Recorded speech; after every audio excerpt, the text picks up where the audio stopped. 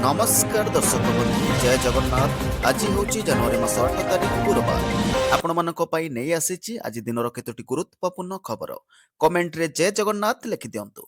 सेतिपई video को शेष पर्यंत देखंतु एवं आपणकर भल पाइबा स्वरूप गोटे गोटे लाइक कर दियंतु। ता पूर्वरु चैनल को नुआ करि आसितिले चैनल को सब्सक्राइब कर दियंतु। एमिति प्रतिदिन लेटेस्ट न्यूज सर्वप्रथमे देखिबा पई एबे आसंतु संपूर्ण खबर उपरे नजर पकेबा। आजिर प्रथम खबर दुर्घटनाग्रस्त महिला को निज गाड़ी नहीं हस्पिटाल गले उपजिलापाल मानविकता देखाइले आनंदपुर उपजिलापाल नीलमाधव सुना। दुर्घटनार शिकार होई रास्ता कड़े पड़िथिबा जणे महिला को निज गाड़ी आनी डाक्तरखाना चिकित्सा कराइछंती। सूचना अनुसार केन्दुझर जिला घसीपुर थाना सोयरंग गाँवर सामली साहू बुधवार स्कूटी रे सान भाई को बसाई कौनसी कार्य जाउथिले। एही समय बलरामपुर हम्स निकटरे नियंत्रण हराइबारु दुर्घटना घटी रास्ता कड़े पड़ जाइथिले। एतिकी बेले धानमंडी परिदर्शन करी फेरुथबा बेले आनंदपुर उपजिलापाल देखि काल विलंब न करी निज गाड़ी महिला और तांको सान भाई को नहीं आनंदपुर मेडिकल रे पहुंचाइथिले। प्राथमिक चिकित्सा पर महिला स्वास्थ्य अवस्था स्थिर रहितबा बेले सान भाईर कौनसी क्षति होई नथिबा जणा पड़िछि। तेबे एपरि कार्य पई उपजिलापाल को अंचलवासी भरपूर प्रशंसा करिसंती। परवर्ती खबर नवोदय विद्यालय रे जंडिस व्यापीबा घटना आसंता 14 पर्यंत पिलांको घर को नहीं जिबाको निर्देश। खोर्धा नवोदय विद्यालय रे जंडिस आक्रांत घटना को गुरुतर सह ग्रहण करिसंती केंद्र सरकार। वर्तमान सुधा जंडिस आक्रांतक संख्या 81 रे पहुंची। एहाकू आखिगारे रखी नवोदय विद्यालय केंद्र कमिशनर राजेश लखानी 7 दिन पई स्कूल छुट्टी घोषणा करिसंती। आसंता 14 तारिख पर खोलिबा नै निष्पत्ति नियाजिबो बोली कहिसंती। विद्यालय को संपूर्ण सानिटाइज करा जिबो सह पुणी थरे वाटर लेवल टेस्टिंग पई खोर्धा जिला स्वास्थ्य विभाग को निर्देश दिया जायछि बोली डेप्यूटी कमिशनर आर के वर्मा सूचना देइछंती। स्थिति स्वाभाविक हेबा पर निष्पत्ति नियाजिबो बोली अध्यक्ष कविता कर कहिसंती। विद्यालय रे निर्माण चलितबारु भूतल जल पाइप लाइन फाटी जल दूषित होई एभली स्थिति उपजिथिबा स्वीकार करिसंती अध्यक्ष। परवर्ती खबर एप्रिल रु ओडिसा रे आरंभ हेबो जनगणनार प्रथम पर्याय। आसंता एप्रिल मासरु ओडिसा रे आरंभ हेबो जनगणनार प्रथम पर्याय। आईएस 2027 मसिया फेब्रुआरी मासरे हेबो जनगणनार द्वितीय पर्याय। एने सूचना मिलिछि। प्रथम पर्याय घर एवं आवास पात्र ग्रहण हेबो आ द्वितीय पर्याय घर को घर हेबो जनगणना। एतिपय नियुक्त हेबे लक्षाधिक जनगणना अधिकारी। या पूर्वरु सब जिलापाल सह आलोचना करछंती उन्नयन कमिशनर। लोकसभा भवन रे उन्नयन कमिशनर को अध्यक्षतार बसिथिबा राज्य स्तरीय जनगणना समन्वय कमिटी बैठक रे जनगणना निर्देशक सह अन्य वरिष्ठ अधिकारी माने उपस्थित थिले। लक्ष्य जनगणना अधिकारी को नियुक्ति। तेबे राज्य रे जनगणना पाई 6 मास धरी प्रस्तुत चलीथिला। भुवनेश्वर एवं कटक रे प्री टेस्ट सरिछि। नवा घोषणा हेतुबा एनएससी एवं पौरपालिका ब्राउंडिंग फाइनल होइछि। आसंता 3 मास धरी जनगणना अधिकारी को ट्रेनिंग दिया जिवो। तेबे मिलिथिबा सूचना अनुसार 200 घर पई जणे जनगणना अधिकारी नियुक्त हेबे। 6 जण अधिकारी पई जणे सुपरवाइजर नियुक्ति हेबे। प्राय लक्ष जनगणना अधिकारी नियुक्त हेबे। जणे जनगणना अधिकारी को 25,000 आर्थिक प्रोत्साहन दिया जिवो। एप्रिल रु मे भितर प्रथम फेज रे घर मार्क हेबो। 2027 मसिया फेब्रुआरी द्वितीय पर्यायर जनगणना हेबो। जन लोक निजे चाहिए निजर तथ्य दे पारिबे। वेबसाइट जरिए पंजीकृत मध्य करि पारिबे। मोबाइल नंबर रे ओटीपी बेस्ड हेबो। गोटे नंबर 2 थर व्यवहार करि पारिबे कि आप्रो स्क्रीनशॉट मध्य नै पारिबे नै यूजर्स बोले सूचना मिलेछि। परवर्ती खबर इंटरनेट रे अश्लील वीडियो देखि 2 गिरफ। क्राइम ब्रांच स्कैनर रे 41 मोबाइल सालेपुर थाना मातनगर गाँव सैयद खान इंटरनेट रो शिशु संपर्क अश्लील वीडियो चाइल्ड फोन डाउनलोड करथिले। फोन रे देखुथिले एकाधिक बार से फेसबुक अन्य वेबसाइट रे अपलोड करथिले। सेहिपरि जाजपुर जिला मंगलपुर थाना अंतर्गत धानबाद रो मुकेश बारिक निज फोन रे समान धरणर वीडियो रखिथिले। विभिन्न टेलीग्राम ग्रुप रो उक्त वीडियो पाइबा परे बारंबार व्हाट्सएप रे फॉरवर्ड करथिले। भिन्न भिन्न सोशल मीडिया रे सांगसाथी को पठाउथिले। एबे सैयद खान और मुकेश बारिक गिरफ होई जेल रे अछंती। पॉक्सो एक्ट और आईटी एक्ट रो संगीन धारा रे 2 दिन रे उभय को गिरफ करा जायछि।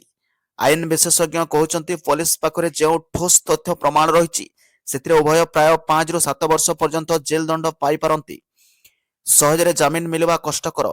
इंटरनेट रे अश्लील वीडियो सर्च कले दंड भारत सरकार शिशु संपर्कित और शिशु जड़ित थिबा अश्लील वीडियो समस्त वेबसाइट को निषेध करिसंती। सुप्रीम कोर्ट ए विषय कड़ा आभिमुख्य ग्रहण करिसंती। देश में शिशु संपर्कित अश्लील फोटो और वीडियो को देखा इंटरनेट रू डाउनलोड करने एपरिक निज फोन रे रखा संगीन अपराध बोली कहिसंती। ଏ ସମ୍ପର୍କିତ ଏକ ମାମଲାର ଶୁଣାଣି କରି 2024 ସେପ୍ଟେମ୍ବରରେ ପ୍ରଧାନ ବିଚାରପତିଙ୍କ ଖଣ୍ଡପୀଠ କଡ଼ା ନିର୍ଦ୍ଦେଶନାମା ଜାରି କରିଛନ୍ତି।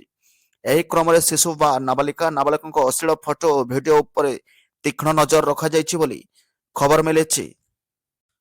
ପରବର୍ତ୍ତୀ ଖବର, ଚାଷୀଙ୍କ ପାଇଁ ବଡ଼ ଖବର। ଆସିଗଲା ତାରିଖ, ଖୁବ୍ ଶୀଘ୍ର ଆକାଉଣ୍ଟକୁ ଆସିବ ପିଏମ୍ କିଷାନର 22ତମ କିସ୍ତି। ଜାଣନ୍ତୁ କେବେ ପିଏମ୍ କିଷାନ ସମ୍ମାନ ନିଧି ଯୋଜନା 22ତମ କିସ୍ତି ଟଙ୍କା। ପ୍ରଧାନମନ୍ତ୍ରୀ କିଷାନ ସମ୍ମାନ ନିଧି ଯୋଜନାରେ ଦେଶର ଲକ୍ଷ ଲକ୍ଷ କ୍ଷୁଦ୍ର ଓ ନାମମାତ୍ର ଚାଷୀଙ୍କୁ ଆର୍ଥିକ ସହାୟତା ମିଳିଥାଏ। 2019 ମସିହାରେ କେନ୍ଦ୍ର ସରକାରଙ୍କ ଦ୍ୱାରା ଏହି ଯୋଜନା ଆରମ୍ଭ ହୋଇଥିଲା। ଏହି ଯୋଜନାର ଲକ୍ଷ୍ୟ ଥିଲା କ୍ଷୁଦ୍ର ଚାଷୀଙ୍କୁ ଆର୍ଥିକ ସ୍ତରରେ ମଜବୁତ କରିବା। ତେବେ ପିଏମ୍ କିଷାନ ଯୋଜନାରେ ଦେଶର ସମସ୍ତ ଚାଷୀଙ୍କୁ 21ତମ କିସ୍ତି ମିଳିଥିବା ବେଳେ 22ତମ କିସ୍ତି ଟଙ୍କା କେବେ ମିଳିବ ସେ ନେଇ ଚାତକ ପରି ରହିଛନ୍ତି। ଚଳିତ ମାସ ଜାନୁଆରୀରୁ ମାର୍ଚ୍ଚ ଶେଷ ସପ୍ତାହ ବେଳକୁ 22ତମ କିସ୍ତି ଟଙ୍କା ଚାଷୀଙ୍କ ଆକାଉଣ୍ଟକୁ ଯାଇପାରି ବୋଲି ଗଣମାଧ୍ୟମ ରିପୋର୍ଟରୁ କୁହାଯାଇଛି। ହେଲେ ସରକାରଙ୍କ ତରଫରୁ ଏନେଇ କୌଣସି ନିର୍ଦ୍ଦିଷ୍ଟ ତାରିଖ ଘୋଷଣା କରାଯାଇ ନାହିଁ। ଏହି ଯୋଜନାରେ ବର୍ଷକୁ ଚାଷୀଙ୍କୁ 6,000 ଟଙ୍କା ଆର୍ଥିକ ସହାୟତା ମିଳିଥାଏ, ଯାହା ହିତାଧିକାରୀଙ୍କ ଆକାଉଣ୍ଟକୁ ସିଧାସଳଖ ଡିବିଟି ମାଧ୍ୟମରେ ହିତାଧିକାରୀଙ୍କ ଆକାଉଣ୍ଟକୁ ଯାଇଥାଏ। ଏହି ଯୋଜନାର ଲାଭ ଉଠାଇବା ପାଇଁ ଚାଷୀମାନଙ୍କୁ ଠିକ୍ ସମୟ ସୀମା ମଧ୍ୟରେ ଇକେୱାଇସି ଅପଡେଟ୍, ଆଧାର ଲିଙ୍କ ସହ ବ୍ୟାଙ୍କ ଆକାଉଣ୍ଟ ଲିଙ୍କ ହୋଇଥିବା ଆବଶ୍ୟକ। ନଚେତ୍ ହିତାଧିକାରୀଙ୍କ ଆକାଉଣ୍ଟକୁ ଟଙ୍କା ଆସିବାରେ ସମସ୍ୟା ଦେଖାଦେଇଥାଏ। ଗତ ବର୍ଷ ଫେବୃଆରୀରେ ହିଁ ସରକାର ହିତାଧିକାରୀଙ୍କ ଆକାଉଣ୍ଟକୁ ଟଙ୍କା ପଠାଇଥିଲେ। ଯଦି ହିତାଧିକାରୀମାନେ ପ୍ରଧାନମନ୍ତ୍ରୀ କିଷାନ ଯୋଜନାରେ କୌଣସି ସୂଚନା ଜାଣିବା ପାଇଁ ଆଗ୍ରହୀ ତେବେ pmkisan.government.in ୱେବସାଇଟକୁ ଭିଜିଟ୍ କରିପାରିବେ ଏବଂ ଚାଷୀମାନେ କିଷାନ ଇ ମିତ୍ର ଚାଟବୋଟ ବ୍ୟବହାର କରି କିସ୍ତି ସମ୍ପର୍କିତ ସମସ୍ତ ତଥ୍ୟ ପାଇପାରିବେ ବୋଲି ସୂଚନା ମିଳିଛି। ପରବର୍ତ୍ତୀ ଖବର, ଗୋଦାବରୀଶ ମିଶ୍ର ଆଦର୍ଶ ପ୍ରାଥମିକ ବିଦ୍ୟାଳୟର ପଡ଼ିଲା ନିଅ। 30 ଜିଲ୍ଲାରେ 118 ସ୍କୁଲର ଭିତ୍ତିପ୍ରସ୍ତର। ଖୋର୍ଦ୍ଧା ଜିଲ୍ଲା ବାଣପୁର ମାଟିରୁ ଗୁଣାତ୍ମକ ଶିକ୍ଷାର ଭିତ୍ତିପ୍ରସ୍ତର ସ୍ଥାପନ। ମୁଖ୍ୟମନ୍ତ୍ରୀ ମୋହନ ଚରଣ ମାଝୀ ଗୋଦାବରୀଶ ମିଶ୍ର ଆଦର୍ଶ ପ୍ରାଥମିକ ବିଦ୍ୟାଳୟର ଭିତ୍ତି ସ୍ଥାପନ କରିଛନ୍ତି। ବାଣପୁରରୁ ପ୍ରାୟ 30 ଜିଲ୍ଲାର 118 ସ୍କୁଲର ଭିତ୍ତିପ୍ରସ୍ତର ପଡ଼ିଛି। ପ୍ରଥମ ପର୍ଯ୍ୟାୟରେ 2200 ବିଦ୍ୟାଳୟକୁ ସୁଦୃଢ଼ କରିବା ପାଇଁ ଖର୍ଚ୍ଚ ହେବ 12,000 କୋଟି ଟଙ୍କା। ଆଗାମୀ 4 ବର୍ଷ ଅର୍ଥାତ୍ 2025-26ରୁ 2028-29 ଆର୍ଥିକ ବର୍ଷରେ ସମସ୍ତ କାମ ସାରିବାକୁ ଲକ୍ଷ୍ୟ ରଖାଯାଇଛି। ଏହି ବିଦ୍ୟାଳୟଗୁଡ଼ିକ ଗ୍ରାମ ପଞ୍ଚାୟତର ଏପରି ଏକ ଗାଁରେ ସ୍ଥାପିତ କରାଯିବ ଯେଉଁଠାରେ ଅନ୍ୟୁନ 5 ଏକର ଜମି ଉପଲବ୍ଧ ଥିବା ସହିତ ଗମନାଗମନର ସୁବିଧା ଥିବ। ପଞ୍ଚାୟତର ମଧ୍ୟସ୍ଥଳରେ ଅନ୍ୟୁନ 5 ଏକର ଜମି ଉପଲବ୍ଧ ଥିବା ସର୍ବବୃହତ୍ ଗ୍ରାମକୁ ପ୍ରାଥମିକତା ଦିଆଯିବ। ଏହି କାର୍ଯ୍ୟକ୍ରମରେ ଆଇନ ମନ୍ତ୍ରୀ ପୃଥ୍ୱୀରାଜ ହରିଚନ୍ଦନ, ବିଦ୍ୟାଳୟ ଗଣଶିକ୍ଷା ମନ୍ତ୍ରୀ ନିତ୍ୟାନନ୍ଦ ଗଣ୍ଡ, ପୁରୀ ସାଂସଦ ସମିତ ପାତ୍ର, ଖୋର୍ଦ୍ଧା ବିଧାୟକ ପ୍ରଶାନ୍ତ କୁମାର ଜଗଦେବ, ଏକାମ୍ର ବିଧାୟକ ବାବୁ ସିଂ, ମୁଖ୍ୟ ଶାସନ ସଚିବ ଅନୁ ଗର୍ଗ ଉପସ୍ଥିତ ଥିଲେ ବୋଲି ସୂଚନା ମିଳିଛି। ପରବର୍ତ୍ତୀ ଖବର, ଆଗାମୀ 48 ଘଣ୍ଟା ମଧ୍ୟରେ ଏହି ସବୁ ସ୍ଥାନରେ ପ୍ରବଳ ବର୍ଷା ସହ ପବନ। ଆଇଏମ୍ଡି ଜାରି କଲା ଆଲର୍ଟ। ଚଳିତ ଶୀତ ଋତୁରେ ସୃଷ୍ଟି ହୋଇଛି ଲଘୁଚାପ। ଦକ୍ଷିଣ ପୂର୍ବ ବଙ୍ଗୋପସାଗର ଓ ସଂଲଗ୍ନ ବିଷୁବରେଖା ନିକଟସ୍ଥ ପୂର୍ବ ଭାରତ ମହାସାଗର ଅଞ୍ଚଳରେ ସୃଷ୍ଟି ହୋଇଥିବା ଲଘୁଚାପ କ୍ଷେତ୍ର ଆହୁରି ଘନୀଭୂତ ହୋଇଛି। ଆଜି ସକାଳ 5:30ରେ ସମାନ ଅଞ୍ଚଳରେ ଏକ ସ୍ପଷ୍ଟ ଚିହ୍ନିତ ଲଘୁଚାପ କ୍ଷେତ୍ରରେ ପରିଣତ ହୋଇଛି। ଆଗାମୀ 48 ଘଣ୍ଟା ମଧ୍ୟରେ ଏହା ପଶ୍ଚିମ ଉତ୍ତର ପଶ୍ଚିମ ଦିଗକୁ ଗତି କରି ଦକ୍ଷିଣ ପଶ୍ଚିମ ବଙ୍ଗୋପସାଗର ଓ ସଂଲଗ୍ନ ବିଷୁବରେଖା ନିକଟସ୍ଥ ପୂର୍ବ ଭାରତ ମହାସାଗର ଆଡ଼କୁ ଗତି କରିବାର ସମ୍ଭାବନା ରହିଛି। ଏହାର ପ୍ରଭାବରେ ଓଡ଼ିଶା ସମେତ ଦକ୍ଷିଣ ଭାରତର ଏକାଧିକ ରାଜ୍ୟରେ ପ୍ରବଳରୁ ଅତି ପ୍ରବଳ ବର୍ଷା ହେବା ନେଇ ପାଣିପାଗ ବିଭାଗ ଆଲର୍ଟ ଜାରି କରିଛି। ଅନ୍ୟପକ୍ଷରେ ଅନେକ ରାଜ୍ୟରେ ଥଣ୍ଡା ବୃଦ୍ଧି ପାଇବା ଆରମ୍ଭ କରିଛି। 2025 ବର୍ଷା ପାଇଁ ବହୁତ ଭଲ ବର୍ଷ ଥିଲା ଏବଂ 2026ରୁ ଆହୁରି ଭଲ ବର୍ଷା ହେବ ବୋଲି ଆଶା କରାଯାଉଛି। ଏବେ ଦେଶର ପାଗ ପରିବର୍ତ୍ତନ ହୋଇଛି। ଏପରି ପରିସ୍ଥିତିରେ ନୂତନ ବର୍ଷ ପାଇଁ ଭାରତ ପାଣିପାଗ ବିଭାଗ ଆଇଏମ୍ଡି ଆଗାମୀ 48ରୁ 72 ଘଣ୍ଟା ପାଇଁ ଅନେକ ରାଜ୍ୟରେ ପ୍ରବଳ ବର୍ଷା ସତର୍କତା ଜାରି କରିଛି। ପରବର୍ତ୍ତୀ ଖବର, ଭାରତୀୟ ଡାକ ବିଭାଗ ଷ୍ଟାଫ କାର୍ ଡ୍ରାଇଭର ପଦବୀରେ ନିଯୁକ୍ତି ପାଇଁ ଏକ ସରକାରୀ ବିଜ୍ଞପ୍ତି ପ୍ରକାଶ ପାଇଛି। ଏହି ନିଯୁକ୍ତି ମେଲ୍ ମୋଟ୍ ସେବା ଅଧୀନରେ କରାଯାଉଛି। ଯୋଗ୍ୟ ପ୍ରାର୍ଥୀମାନଙ୍କୁ ସରକାରୀ ଚାକିରି ଏବଂ ଆକର୍ଷଣୀୟ ଦରମା ପାଇବାର ସୁଯୋଗ ପ୍ରଦାନ କରୁଛି। ନିଯୁକ୍ତି ଅଧୀନରେ ମୋଟ 48ଟି ପଦବୀ ପୂରଣ କରାଯିବ। ଏହି ପଦବୀକୁ ଷ୍ଟାଫ କାର୍ ଡ୍ରାଇଭର କୁହାଯାଏ। ମନୋନୀତ ପ୍ରାର୍ଥୀଙ୍କୁ ଯୋଗ୍ୟତା, ଡ୍ରାଇଭିଂ ଅଭିଜ୍ଞତା ଏବଂ ବିଭାଗୀୟ ମାନଦଣ୍ଡ ଆଧାରରେ ଚୟନ କରାଯିବ। ଯୋଗ୍ୟତା ଏବଂ ବୟସ ସୀମା ହେଉଛି ଏହି ନିଯୁକ୍ତି ପାଇଁ ପ୍ରାର୍ଥୀମାନେ 10ମ ଶ୍ରେଣୀ ପାସ୍ କରିଥିବା ଆବଶ୍ୟକ। ଏହା ସହିତ ସେମାନଙ୍କର ଏକ ବୈଧ ଡ୍ରାଇଭିଂ ଲାଇସେନ୍ସ ଥିବା ଆବଶ୍ୟକ। ଚୟନ ପ୍ରକ୍ରିୟାରେ ଉଭୟ ହାଲୁକା ଏବଂ ଭାରୀ ଯାନବାହନ ଚାଳନା ଅଭିଜ୍ଞତା ଥିବା ବାଧ୍ୟତାମୂଳକ ବୋଲି ବିବେଚନା କରାଯାଇଛି। ଏହି ନିଯୁକ୍ତି ପାଇଁ ପ୍ରାର୍ଥୀଙ୍କ ବୟସ 18ରୁ 27 ବର୍ଷ ମଧ୍ୟରେ ହେବା ଆବଶ୍ୟକ। ସରକାରୀ ନିୟମ ଅନୁଯାୟୀ ସଂରକ୍ଷିତ ବର୍ଗ ପ୍ରାର୍ଥୀଙ୍କ ପାଇଁ ବୟସ ଛାଡ଼ ସୁବିଧା ପ୍ରଦାନ କରାଯିବ।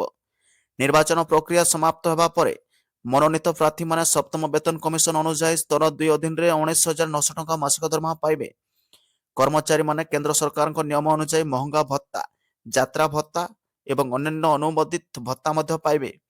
ଏହି ପଦବୀ ସ୍ଥାୟୀ ସରକାରୀ ସେବା ଅଧୀନରେ ଆସେ, ଯାହା କର୍ମଚାରୀମାନଙ୍କୁ ଚାକିରି ସୁରକ୍ଷା, ଭବିଷ୍ୟ ନିଧି ପାଣ୍ଠି, ପେନସନ ଏବଂ ଅନ୍ୟାନ୍ୟ ସାମାଜିକ ସୁରକ୍ଷା ସୁବିଧା ପ୍ରଦାନ କରେ ବୋଲି ସୂଚନା ମିଳିଛି। ପରବର୍ତ୍ତୀ ଖବର, ମିଲର୍ସଙ୍କ ଦାବି ମାନିନେଲେ ସରକାର। ସ୍ୱାଭାବିକ ହେଲା ଧାନ କିଣା ଯୋଗାଣ ମନ୍ତ୍ରୀ କୃଷ୍ଣଚନ୍ଦ୍ର ପାତ୍ର କହିଛନ୍ତି, ଆଜିଠୁ ସ୍ୱାଭାବିକ ହେଲା ଧାନ କିଣା। ମିଲର୍ସଙ୍କ କିଛି ଦାବିକୁ ମାନିଛନ୍ତି ସରକାର। 19 ଜିଲ୍ଲାରେ 3.15 ଲକ୍ଷ ଚାଷୀଙ୍କଠୁ ଧାନ ସଂଗ୍ରହ ହୋଇଛି। 19 ଜିଲ୍ଲାରେ 3.15 ଲକ୍ଷ ଚାଷୀଙ୍କଠୁ ଧାନ ସଂଗ୍ରହ ହୋଇଥିବା ବେଳେ 13,59,974 ମେଟ୍ରିକ ଟନ୍ ଧାନ ମିଲର୍ସ ଉଠାଇଛନ୍ତି। ଚାଷୀଙ୍କୁ 891 କୋଟି 58 ଲକ୍ଷ ଟଙ୍କାର ଇନପୁଟ ଆସିଷ୍ଟାନ୍ସ ଦିଆଯାଇଛି। ମଙ୍ଗଳବାର ମିଲର୍ସଙ୍କ ସହ ଆଲୋଚନା କରିଥିଲେ ଯୋଗାଣ ମନ୍ତ୍ରୀ। ପରବର୍ତ୍ତୀ ଖବର, ଭିସା ବାତିଲ କରି ଆମେରିକାରୁ ଭାରତୀୟ ଛାତ୍ରଛାତ୍ରୀଙ୍କୁ ଖୁଲମଖୁଲା ଚେତାବନୀ ଦେଲେ ଟ୍ରମ୍ପ।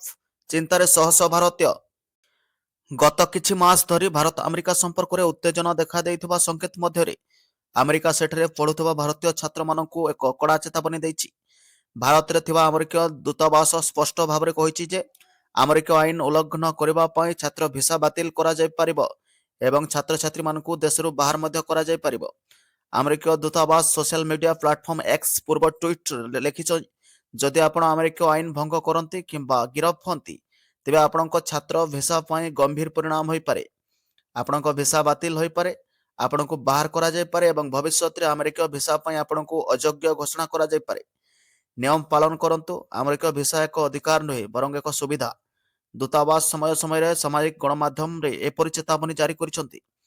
ନିକଟରେ ଏହା ଭାରତରୁ ଆମେରିକା ଯାତ୍ରା କରୁଥିବା ଅବୈଧ ପ୍ରବାସୀମାନଙ୍କୁ ଏକ ଦୃଢ଼ ସାର୍ବଜନୀନ ବାର୍ତ୍ତା ମଧ୍ୟ ଜାରି କରିଛି, ଯେଉଁଥିରେ କୁହାଯାଇଛି ଯେ ପ୍ରବାସ ଆଇନ ଉଲ୍ଲଂଘନ ଫଳରେ କଠୋର ଅପରାଧ ଦଣ୍ଡ ହୋଇପାରେ।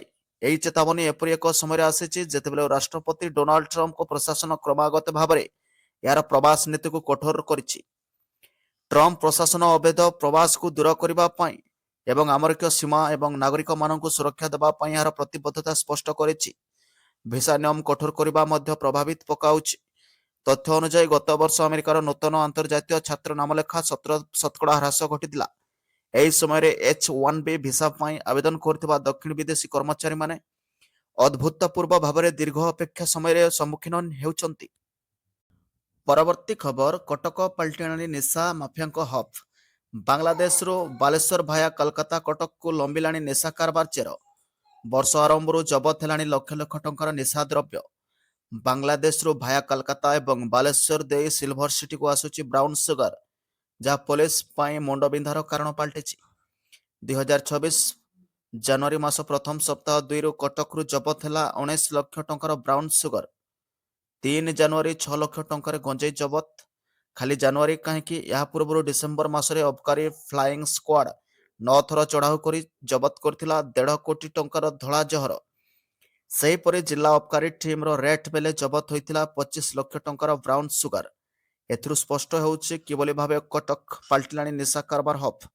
ଏଥିରେ ରୋକ ଲଗାଇବା ପାଇଁ ପୋଲିସ ପାଇଁ ଏବେ ବଡ଼ ଚ୍ୟାଲେଞ୍ଜ। ନିଶା କାରବାରରେ ରୋକ ଲଗାଇଲାଣି ସ୍ୱତନ୍ତ୍ର ଡ୍ରାଇଭ୍ ସହ ଆଖିଦୃଶିଆ କାର୍ଯ୍ୟାନୁଷ୍ଠାନର ଆବଶ୍ୟକତା ରହିଛି। ଘଟଣାକୁ ନେଇ ପୂର୍ବତନ ବିଧାୟକ ମହମ୍ମଦ ମକିମ କ୍ଷୋଭ ପ୍ରକାଶ କରିଛନ୍ତି। ପୋଲିସ କଡ଼ା ପଦକ୍ଷେପ ନ ନେଲେ ଆଗକୁ ସ୍ଥିତି ଆହୁରି ବିଗିଡ଼ିବା ନେଇ ଆଶଙ୍କା ପ୍ରକାଶ ପାଇଛି। କଟକ ପାଲଟିଲାଣି ନିଶା ମାଫିଆଙ୍କ ହବ୍। ଦିନକୁ ଦିନ ବଢ଼ି ଚାଲିଛି ନିଶା ମାଫିଆଙ୍କ ଗୁଣ୍ଡାଗିରି ଗୁର୍ଦାଗିରି। ଦିନକୁ ଦିନ ବ୍ରାଉନ୍ ସୁଗର, ଗଞ୍ଜେଇ, ମଦ, ଚୋରାଚାଲାଣ ସବୁ ଜିନିଷ ବଢ଼ିବାରେ ଲାଗିଛି। ବାଂଲାଦେଶରୁ ସବୁ ଜିନିଷ ବାଲେଶ୍ୱର ଯାଏ ଭାୟା କଲକାତା କଟକକୁ ଲମ୍ବିଛି ଚେର ବୋଲି ନିଶା କାରବାର ବୋଲି ସୂଚନା ମିଳୁଛି। ଏହା ବର୍ଷ ଆରମ୍ଭରୁ ଜବତ ହୋଇସାରିଛି ଲକ୍ଷ ଲକ୍ଷ ଟଙ୍କାର ନିଶା ଦ୍ରବ୍ୟ, ଗଞ୍ଜେଇ, ବ୍ରାଉନ୍ ସୁଗର, ଅଫିମ, କରେକ୍ସ ଏସବୁ ମାଦକ ଦ୍ରବ୍ୟ। ଏହା ବାଂଲାଦେଶରୁ ଭାୟା କଲକାତା ଏବଂ ବାଲେଶ୍ୱର ଦେଇ ସିଲଭର ସିଟି କଟକକୁ ଆସୁଛି ବୋଲି ବ୍ରାଉନ୍ ସୁଗାର ବିଶେଷ ସୂତ୍ରରୁ ଖବର ମିଳିଛି, ଯାହା ପୋଲିସ ପାଇଁ ବଡ଼ ଟେନସନ ଏବଂ ମୁଣ୍ଡବିନ୍ଧାର କାରଣ ହୋଇ ପାଲଟିଛି। 2024 ଜାନୁଆରୀ ମାସ ପ୍ରଥମ ସପ୍ତାହ 2ରୁ କଟକରୁ ଜବତ ହେଲା 19 ଲକ୍ଷ ଟଙ୍କାର ବ୍ରାଉନ୍ ସୁଗାର।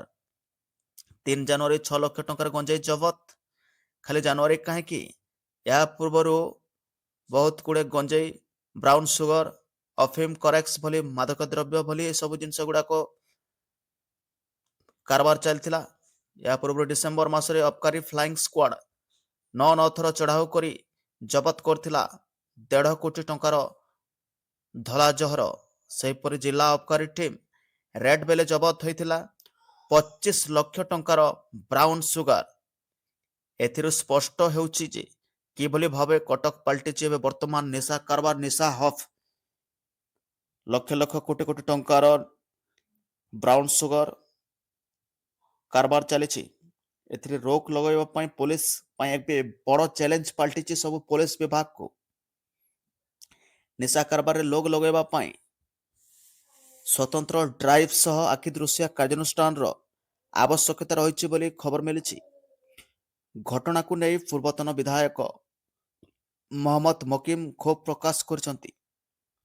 ପୋଲିସ କଡ଼ା ପଦକ୍ଷେପ ଯଦି ନ ନେବେ, जो कटक सहर में चली निशा कारबार, ब्राउन सुगर कारबार सिल्वर सिटी रे जो बांग्लादेश रू कोलकाता बालेश्वर सिल्वर सिटी को जो आसूची, कटक रू आसूची बांग्लादेश भाया कोलकाता दे जो लंबीची चेर ताहाकु ने प्रकाश कर पुलिस कड़ा पदक्षेप जदि न नेबे आगामी दिन को आग को स्थिति आहरी बिगड़वा नहीं आशंका प्रकाश पाउछि बोली घटना को नहीं पूर्वतन विधायक मोहम्मद मकिम क्षोभ प्रकाश करचंती। पुलिस कड़ा पदक्षेप जदि आग को आगामी दिन को जदि न नेबे ब्राउन सुगर मादक द्रव्य अफिम करेक्स को लेकिन जदि पदक्षेप जदि पुलिस विभाग तरफ कटक सिल्वर सिटी सहर में जदि पुलिस लगातार भाव में छानबीन न करी जदि आग को जदि कड़ा स्टेप जदि न नेबे आग को स्थिति आहरी बिगड़वा नहीं आशंका प्रकाश करचंती। केमिति भाव में ब्राउन सुगर धड़ा जहर सबू कारबार चली पुलिस मुंड बिंधार चली।